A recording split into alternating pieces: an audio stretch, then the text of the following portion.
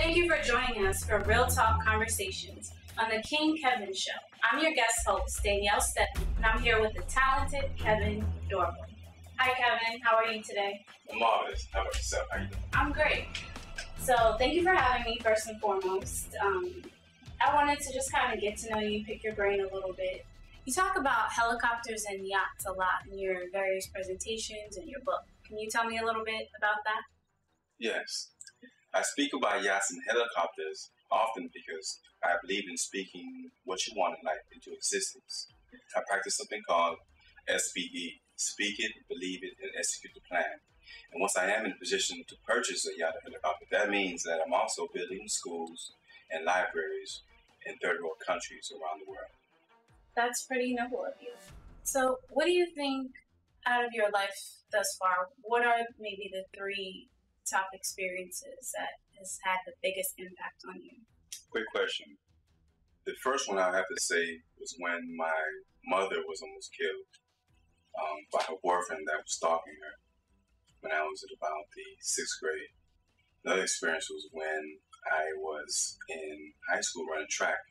My first time going to state championships. I was very proud of myself at that moment. And the third would have to be when I graduated from college, which was something that seemed impossible.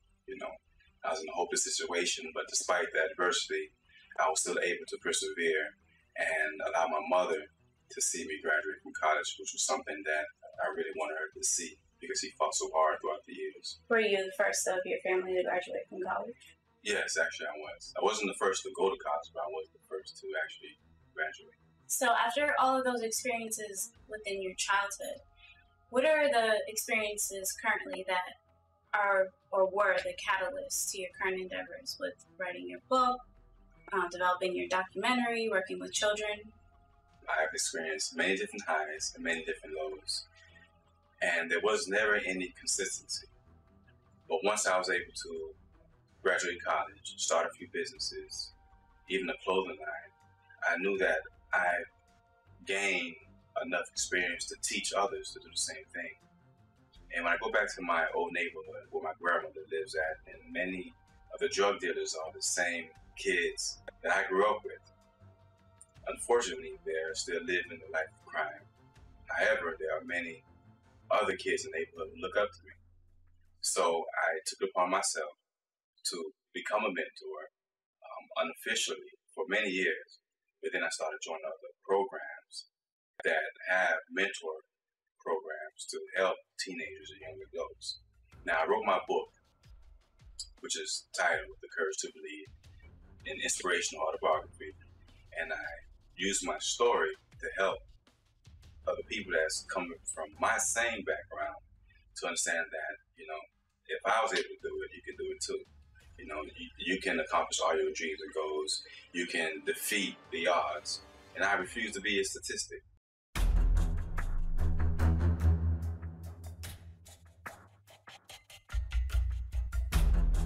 The journey to prison can take place in many different ways. You can be at the wrong place at the wrong time, or you just made a lifestyle of making consistent bad choices, which there shouldn't be no excuses for. Because if you don't take charge of your life, the system will do it for you. Believe me. They'll tell you when to eat, when to sleep, and when to use the bathroom. No one wakes up saying that I want someone to control my life. Now, once you're inside the system, once you're inside the prison, you're giving a new social security number. So the one that you had before, get rid of it. Because your new inmate number is what you're going to have to repeat every day, 3 to 4 times a day, just so they can take count of where you are, so that they can get paid off of your back. The prison business, they are making billions of dollars. That's what they be. Billions of dollars off your blood, sweat, and tears by working in those fields, by making license plates, and whatever else they want you to make in those factories. This is modern day slavery. I refuse to be marginalized. The food you eat is horrible. You don't want to eat that food. It's generic, tasteless, chicken, bologna, rice with no kind of seasoning in it. Monday, you're going to eat the same thing next Monday. Tuesday, the same thing the following Tuesday. Wednesday, the same thing the following Wednesday, and so on and so forth.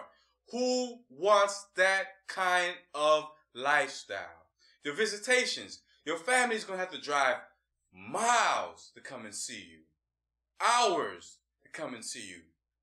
2 hours, 3 hours, 5 hours, 8 hours, 10 hours, whatever the case may be. And sometimes they may have to travel to another state or across the country to come and see you. The gas money, the hotels, the food, missing time from work. Do you really want to put your family through that? Do you really want to put your mom or your dad, your brothers and sisters, your wife or your husband through that kind of situation, your sons or your daughter?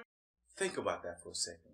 When you go make that drug deal, think about that. When you commit that robbery, when you go abuse somebody, you're not the only one being incarcerated. Everyone who loves you are being incarcerated.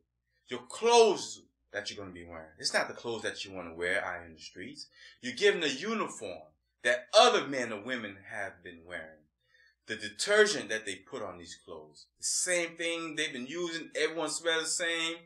The shoes, everyone wears the same shoes. You might wear slides. You might wear these cheap tennis shoes. If your family have money, and that's if, then they can put money in your commissary. So you can buy basic detergents, deodorants, shampoo, whatever the case may be. But who wants to live like that? You are worth more than that. All them creative ideas that you had when you're in society, the businesses you want to start, the school you want to start, the business plan you probably already started, the ideas, the fashion line you wanted, the movie you wanted to produce, the acting career, the cooking school you wanted to join. Whatever it is, you just literally threw that out the window. But I'm here to tell you something that you probably don't even know. You will be giving another opportunity. Take advantage of that opportunity while you are out in the public now. Not when you're in the cell with A, B, and C who don't care about you, who probably trying to take your manhood from you or your womanhood from you. You deserve more than that. You deserve more out of life. I don't care what the situation is. I don't care that your parents have been incarcerated, your brother's in jail, your sister's in jail. That does not matter. You do not have to be in prison. There is so much more in you than being in the system. You can redeem yourself. I'm a true believer and a perfect example that all things are possible for those that believe. I believe in you. You just got to believe in yourself. God bless. I'm Kevin Dorival, and talk to you soon. So, Kevin, tell us about your visits to prisons and why this has become an emphasis for you to bring hope to the youth and to minorities. Well, my visits to prisons and jails is a very interesting one because it's bittersweet. I don't like going there. However, once I get there, I am reminded of the mission, which is to inspire them with hope, to get them to believe in themselves again.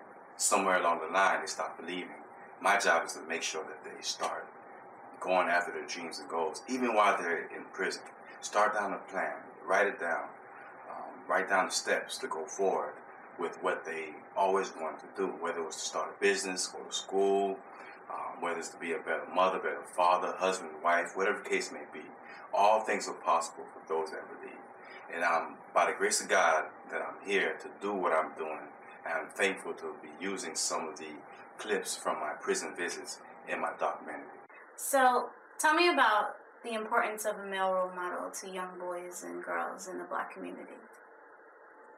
Having a role model in the Black community is vitally important, and it shows in the stats due to the fact that there are 2 million people incarcerated right now. 49% of them are Black.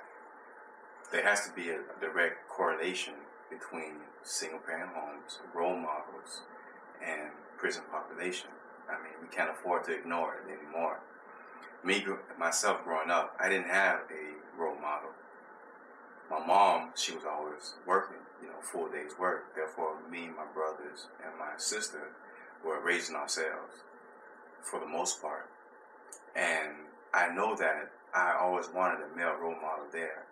our young kings and queens, they need someone there guiding them to be that leader or to be that queen or king in their lives.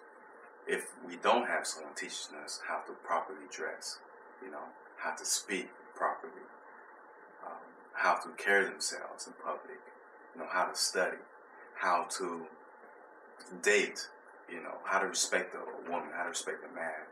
I mean, what does that lead us to? So basically what you're saying is that the breakdown in the family structure is the reason why we have so many misguided youths out there. It has everything to do with it. Why do you think you have all these young men and women walking around in the streets and in schools with their pants hanging down? Someone wasn't there to teach them, that's foolery, I mean, half of them don't even know where that comes from.